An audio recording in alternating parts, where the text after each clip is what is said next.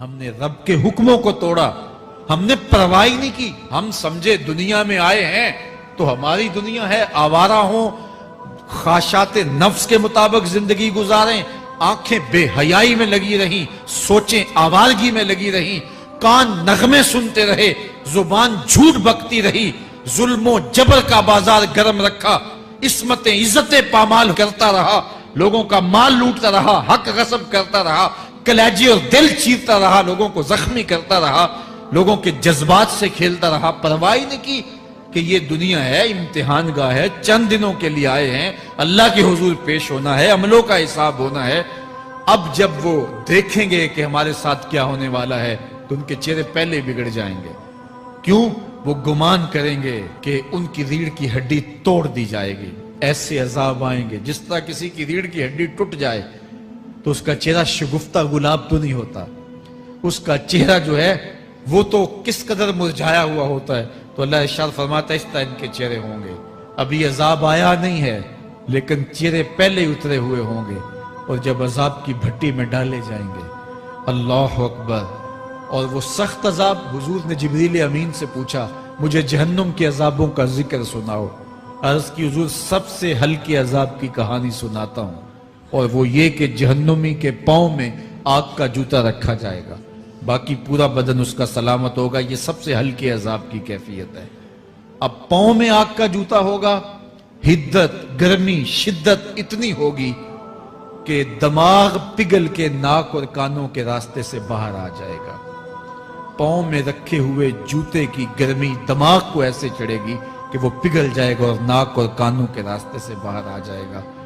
تو اللہ کے عذاب کے خوف سے چہرے بگڑ جائیں گے، حالت سلامت نہیں رہے گی۔ یہ بات ذہن میں رکھیں کہ اللہ جس کو جہنم میں ڈالے گا اس کو اس صورت میں نہیں ڈالے گا، یہ محمدی صورت ہے، یہ شکل اس کی چھین لی جائے گی اور اس کی شکل بڑی کر دی جائے گی۔ اس کا ایک ایک دانت احد پہاڑ جتنا ہوگا۔ احد پہاڑ کا پھیلاؤ 15 کلومیٹر پہ ہے، 15 کلومیٹر کا ایک دانت، اور 32 دانت کتنے ہوں گے تو منہ کتنا بڑا ہوگا۔ اس کو اتنا بڑا اس لیے کیا جائے گا تاکہ وہ عذاب کی تکلیف زیادہ سہے۔ 70 گز موٹی کھال ہوگی، اور کھال جل جائے گی تو اللہ قرآن میں فرماتا ہے ہم نئی کھال دے دیں گے تاکہ عذاب کی تکلیف اس کو گوارا کرنی پڑے۔ پھر چیخے گا، چلائے گا، ہائے مجھے پانی دو، پانی دو، پیاس کی شدت ہے۔ 70 سال تک تو اس کی کوئی آواز ہی نہیں سنے گا۔ 70 سال کے بعد داروغہ جہنم چیخ کر کہے گا کیا مانگتا ہے؟ وہ بولے گا مجھے پانی چاہیے۔ کہا جائے گا تو بے بھی ملتا ہے پانی۔ پھر داروغہ جہنم اسے پانی دے گا، کوکا کولا کی بوتل دے گا یا پیپسی تھما دے گا یا منرل واٹر کی بوتل دے گا؟ نہیں، قرآن بتاتا ہے اسے مائے حمیم دیا جائے گا، کھولتا ہوا پانی، اور وہ اتنا گرم ہوگا جب پینے کے لیے چہرے کے قریب کرے گا اس سے اٹھتی ہوئی بھاپ کی وجہ سے چہرے کی کھال ادھڑ کے اس کے اندر گر پڑے گی، لیکن اس کے باوجود اس کو پینا پڑے گا۔ اللہ فرماتا ہے یہ دنیا ہی سب کچھ نہیں ہے، سمجھ لیا یہی سب کچھ ہے، آخرت کو بھول گئے، صبح اٹھے کام پہ چلے گئے، شام آئے آوارگی میں چلے گئے، صدائیں آتی رہی حی علی الصلاح حی علی الفلاح، کوئی پرواہ نہیں کی، نہ پیشانیوں نے سجدے کیے، نہ سوچوں میں پاکیزگی آئی، زندگی یوں گزار کے چلے گئے۔ ایسے نہیں، کہا ایک وہ ہوں گے جن کے چہرے شگفتہ گلاب ہوں گے، ایک وہ ہوں گے جن کے چہرے بگڑے ہوئے ہوں گے۔ اللہ اکبر، کلا اذا بلغت التراقی، یہ تو قیامت کا منظر ہے نا، قیامت سے قبل بھی ایک منظر ہے، اللہ اس منظر کو بھی بیان کر رہا ہے، کلا اذا بلغت التراقی، ہاں ہاں جب جان گلے کو پہنچ جائے گی۔ اے انسان تیرے اوپر وہ گھڑی بھی آنے والی ہے، وہ وقت بھی آنے والا ہے جب سانس اس ہنسلی میں اٹک جائے گا، جب سینے سے بھی سانس اوپر چلی گئی، اب ڈاکٹر بھی لا علاج قرار دے رہے ہیں کہ اب علاج نہیں رہا ہے، جان بس اب نکلنا چاہ رہی ہے، اور کہا جائے گا کوئی جھاڑ پھونک والا بلاؤ۔ اب ڈاکٹروں نے تو جواب دے دیا، اب سانس اٹک گئی گلے میں، چند لمحوں کی مہمان ہے، اب ڈاکٹروں نے کہا اب ہماری جانب سے لا علاج ہو گیا، اب لے جاؤ اس کو گھر، یا وینٹیلیٹر پہ ڈال دیتے ہیں اس کو، بس اب ہماری جانب سے کوئی اس کا علاج نہیں ہے۔ اب گھر والے روتے ہیں، کہتے ہیں کوئی جھاڑ پھونک والا لاؤ، کوئی دم والا لاؤ، شاید وہ کوئی دم کرے تو اس کی جان میں جان آ جائے۔ ڈاکٹروں نے تو لا علاج قرار دے دیا۔ وَظَنَّ عَنَّهُ الْفِرَاقِ، اللہ فرماتا ہے یہ تو جھاڑ پھونک والے کو ڈھونڈ رہے ہیں، لیکن جس کی سانس یہاں اٹکی ہے وہ سمجھ گیا ہے اب موت آ گئی ہے، اس کو یقین ہو گیا ہے کہ اب موت کے لمحے آ گئے ہیں، اب میں بچ نہیں پاؤں گا۔ اب آنکھیں تاڑے لگی ہوئی ہیں۔ وَالْتَفَّتِ السَّاقُ بِالسَّاقِ، پنڈلی پہ پنڈلی چڑھ رہی ہے۔ جب موت آ جاتی ہے تو پھر پنڈلی سے پنڈلی لپٹ جاتی ہے، اس کو پھر جدا کرتے ہیں اور جدا کر کے دونوں انگوٹھے باندھ دیتے ہیں تاکہ پنڈلی کے اوپر پنڈلی نہ چڑھے۔ اللہ وہ منظر بیان کرتا ہے، صاحب یہ وقت آنے والا ہے جب دونوں انگوٹھے باندھ دیے جائیں گے، جب ناک میں روئی ٹھونس دی جائے گی، جب چٹے لباس میں کفن دیا جائے گا، جب غسال کے سامنے بے بس پڑے ہوں گے، وہ چاہے یہ بازو اٹھائے چاہے یہ بازو اٹھائے، گرم پانی ڈالے یا سرد پانی ڈالے، جب بس پڑے ہوئے ہوں گے جو ہے وہ غسل دینے والوں کے، اور ناک میں روئی ہوگی اور دونوں انگوٹھے آپس میں بندے ہوں گے، یہ محل، یہ ماڑی، یہ کوٹھیاں، یہ بنگلے جس کو سویر شام لگ کے حلال حرام کی تمیز کیے بغیر بنایا تھا، غوث اعظم رضی اللہ تعالیٰ عنہ بولے مکان بنا رہا ہے، بسیں گے اور حساب تو جا کے دے گا، اور یہ تو ایک رات بھی تجھے اس گھر کے اندر نہیں رکھیں گے کہ چلو ایک رات مہمان رکھ لیں۔ کہتے ہیں نہیں نہیں، مہمانوں نے بھی جانا ہے تو جلدی کرو، اس کو سپرد کراؤ، وہ تو تیرا لباس بھی پھاڑ کے اتاریں گے، خود غسل دینے کے لیے تیار بھی نہیں ہے، تجھ سے خوف آنے لگا ہے، جاندی واری ڈرونا بنے ہوتے، ہاتھ نہ لاندے ڈر دے، جنہ لئی تو پاپ کمائے اج کتھے نہیں تیرے کر دے۔ آج تو وہ تیرے ساتھ تجھے غسل دینے کے لیے آمادہ نہیں ہے۔ وَالْتَفَّتِ السَّاقُ بِالسَّاقِ، جب پنڈلی پہ پنڈلی چڑھنے لگ جائے گی، إِلَىٰ رَبِّكَ يَوْمَئِذٍ الْمَسَاقُ، اس دن تیرے رب کی طرف ہی لوٹ کے جانا ہے۔ فَلَا صَدَّقَ وَلَا صَلَّىٰ، اس نے نہ تو سچ مانا اور نہ نماز پڑھی، وَلَٰكِنْ كَذَّبَ وَتَوَلَّىٰ، ہاں جھٹلایا اور منہ پھیر کے چل پڑا۔ ثُمَّ ذَهَبَ إِلَىٰ أَهْلِهِ يَتَمَطَّىٰ، پھر اپنے گھر کو اکڑتا ہوا چلا۔ اولا لَكَ فَأَوْلَىٰ ثُمَّ أَوْلَىٰ لَكَ فَأَوْلَىٰ، تیری خرابی آ پہنچی، ہاں تیری خرابی آ پہنچی۔ اَيَحْسَبُ الْإِنسَانُ أَن يُتْرَكَ سُدًى، انسان دنیا میں یہ گمان کرتا ہے اس کو سدا چھوڑ دیا جائے گا۔ سدا عربی میں ایسے اونٹ کو کہتے ہیں جس کی مہار کسی کے ہاتھ میں نہ ہو، شترے بے مہار، جہاں مرضی جس گھاٹ سے چاہے پانی پیے، جہاں سے مرضی چارہ لے، تو شترے بے مہار کو کہتے ہیں سدا۔ تو یہ انسان بھی گمان کرتا ہے کہ میں بھی سدا ہوں، مجھے کوئی کیوں پوچھے، میرے جذبات پہ کوئی کیوں قدغن لگائے، مجھے کیوں روکے کوئی۔ بالخصوص جوانی کے ایام کے اندر جوان کو بڑا ہوتا ہے کہ کوئی مجھے کیوں، وہ تو ماں باپ کے کہنے میں بھی نہیں آنا چاہتا، وہ کہتا ہے کیوں مجھے روکتے ہیں، میری جوانی ہے، میرے جذبات ہیں، مجھے آزادی سے جینے دو، کیوں میرے راستے میں رکاوٹ بنتے ہو، میں سدا ہوں۔ اللہ فرماتا ہے نہیں، ایک اونٹ تو سدا ہو سکتا ہے، جس کو میں نے اشرف المخلوقات بنایا ہے اس کو تو سدا نہیں چھوڑوں گا، اس کو تو پابند بناؤں گا حکام کا۔ اب وہ کہتا ہے کہ نہیں نہیں، یہ کیسے دوبارہ اٹھائے جائیں گے؟ اب دوبارہ وہی بات پھر آ گئی۔ الم یک نطفۃ من منی یمنا، اللہ فرماتا ہے ایک بوند تھی نا، پانی کا ایک قطرہ تھا جو رحم مادر میں رکھا گیا، ثم کان علقہ، پھر وہ پانی کا قطرہ لوتھڑا بنا، فخلق فسوی، پھر اللہ نے اسے پیدا فرمایا اور پھر ٹھیک ہموار کیا، فجعل منہ الزوجین الذکر والانثی، پھر اس سے وہ جوڑ بنائے، کوئی مرد بنایا کوئی عورت بنائی۔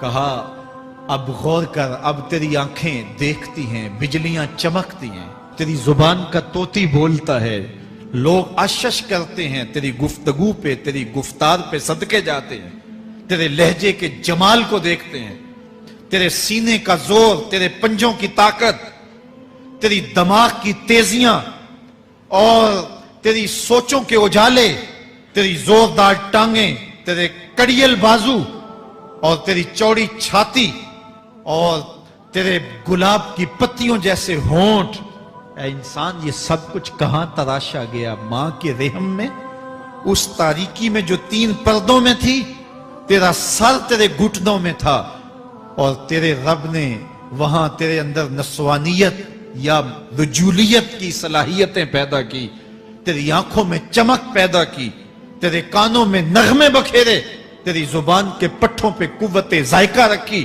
تجھے بولنے کی صلاحیت دی، تیرے پنجوں میں زور رکھا۔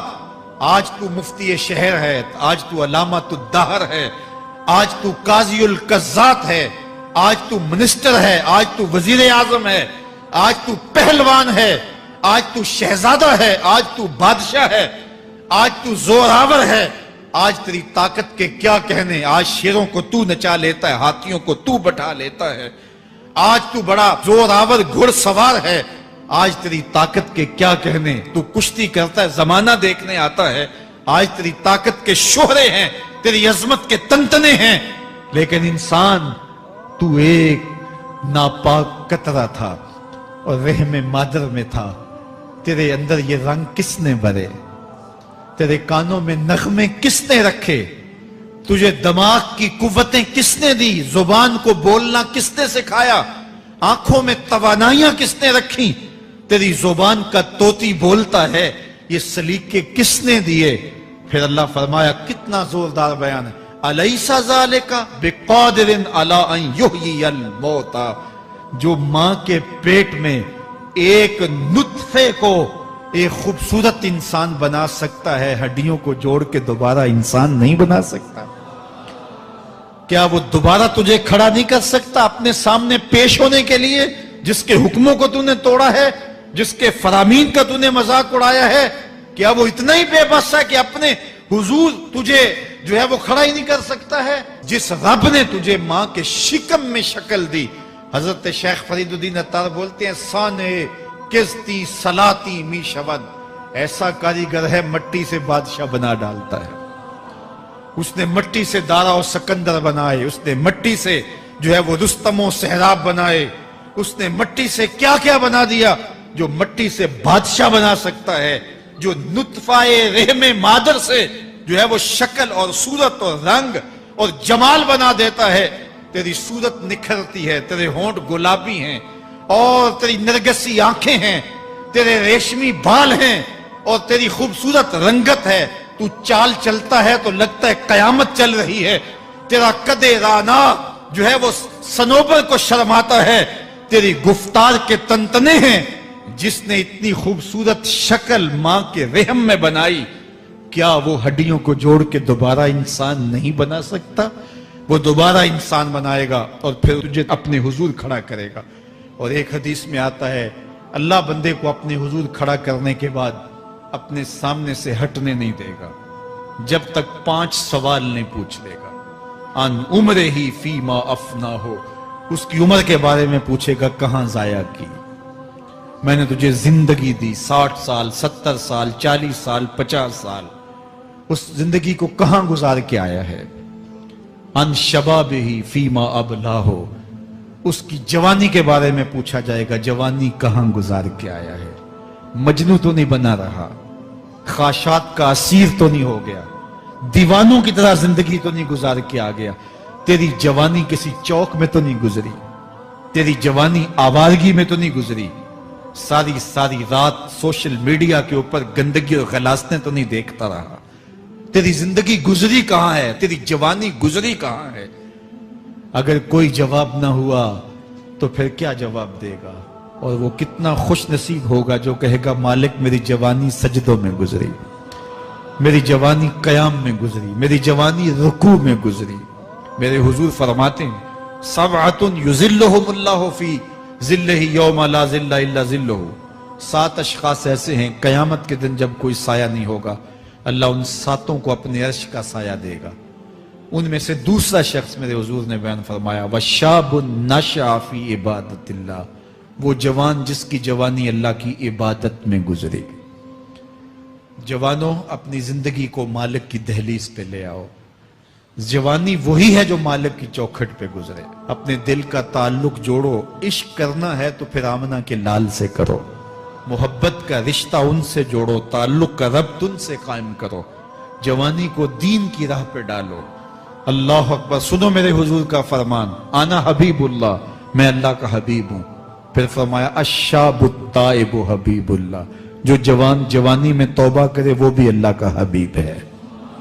آؤ اللہ کے حبیب بن جاؤ، اللہ کے حبیب بن جاؤ، اللہ کے حبیب بن جاؤ، اللہ کے محبوب بن جاؤ۔ لیلۃ القدر کی گھڑیاں ہیں، رات کا پچھلا پہر ہے، اللہ کے حضور یہ عہد کر کے اٹھو، مالک جو زندگی گزر گئی، آئندہ جوانی کا ایک ایک لمحہ تیرے لیے گزرے گا، جیوں گا تو تیرے لیے، مروں گا تو تیرے لیے، میری ایک ایک سانس تیرے نام وقف ہوئی، میری زندگی کی ایک ایک ساتھ تیرے نام وقف ہوئی، میں اپنا سب کچھ تیرے لیے پیش کرتا ہوں۔ میری زندگی کا مالک بھی تو ہے، میری موت و حیات کا خالق اور مالک بھی تو ہے، یہ زندگی تو نے دی، تیری امانت ہے، تیرے حضور ہی پیش کرتا ہوں۔